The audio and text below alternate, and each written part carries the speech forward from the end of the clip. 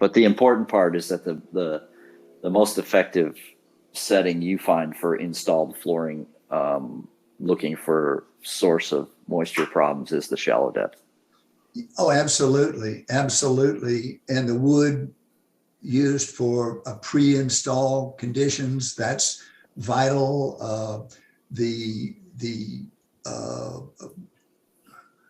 drywall, that for restoration people, and the wood settings. I mean, that's what it's about. The meter is a daily used, you use it every day.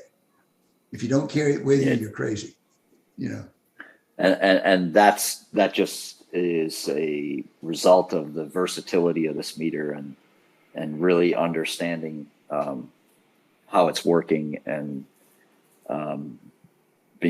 can be used to the benefit of finding moisture in a variety of situations. Absolutely. Yeah, absolutely. The meter, I carry, as you know, a data logger and an X5 and an ME5 and a lot of other tools with me, sometimes not knowing what I'm going to get into. The Right. ME5 is used literally on every job of an installed job, every job.